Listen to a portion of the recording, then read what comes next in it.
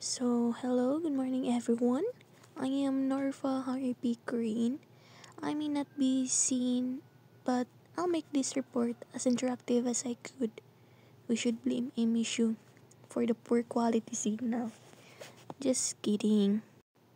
So, today we will talk about a very important figure in economics. It is Adam Smith, also known as the father of economics. Kung may family tree ang economics, no?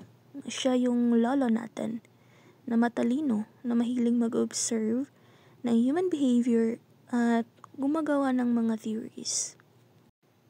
So, who is Adam Smith? No? Adam Smith was a Scottish philosopher and economist.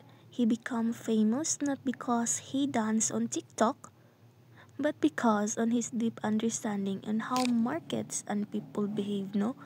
So his ideas shape how we understand modern economics today.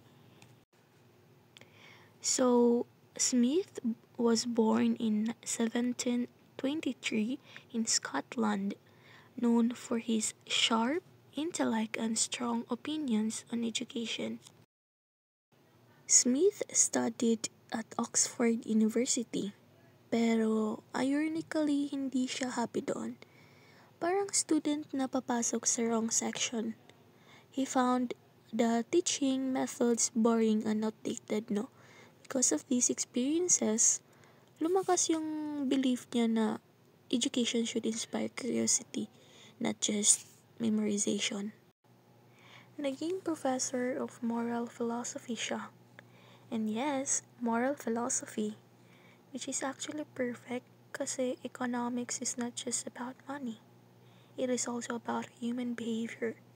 His first book, no, The Theory of Moral Sentiment, explained how people make moral decisions.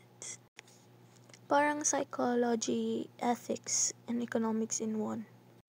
Adam Smith supported free trade, but there is funny twist, no?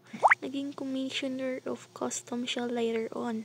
So yung tao na pro-free trade, biglang nagtrabaho enforcing custom taxes. Parang anti-sugar ka tapos naging cashier ka sa milk tea shop. Life really has plot twist talaga. His most famous book, The Wealth of Nations, was published in 1776. This book asks a simple but powerful question. Bakit nga ba yumayaman ang isang bansa? And the answer is not just gold or money, but how people work, trade, and cooperate. So, one of the Smith's most important ideas is the division of labor. This means breaking down work into smaller specialized tasks so that workers become more efficient. So, he used the example of a pin factory. One worker strengthens the wire, another cuts it, another sharpens it. Kung isang tao lang ang gagawa ng lahat, baka isang pin lang matapos niya sa isang araw. Pero with division of labor, production can increase thousands of times. So another foundation of Smith's economic theory is the natural human tendency to trade. People don't produce everything, no? They need, so they exchange. So even before money existed, people bartered goods.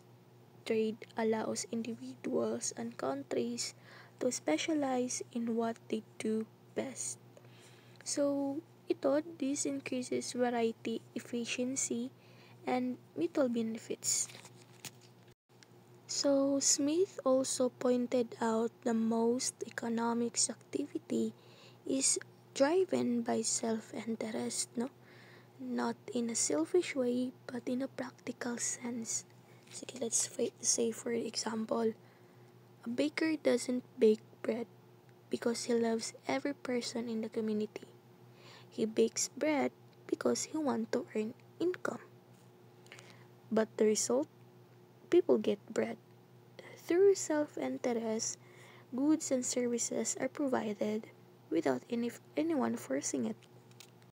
So, this lead to Smith's most famous concept, the invisible hand. It is not a ghost, don't worry.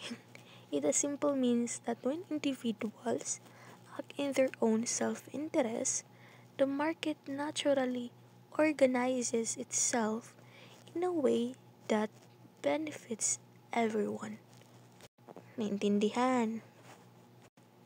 So, mercantilists believe na billion is equal to wealth. Pero sabi ni Smith, hindi. Real wealth is production, trade, labor.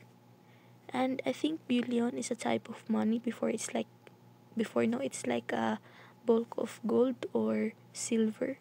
So kung kayo, what make country wealth? A. Lot of money. B. Skilled workers. C. Strong production. And D. Open trade. Well, i-keep nyo lang yung answer. So, Smith ideas changed the world.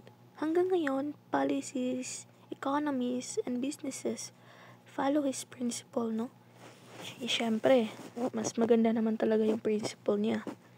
So, tingin nyo, anong idea niya ang pinaka-useful sa modern world? Keep nyo na naman yung sagot niyan.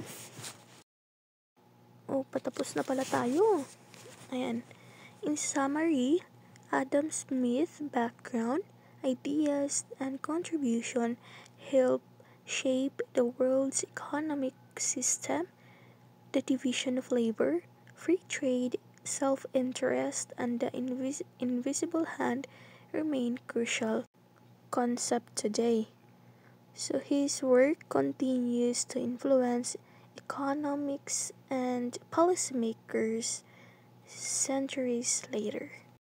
So this is for the first reporter. Again, I am Norfa Harry P. Green, and thank you for listening. Bye!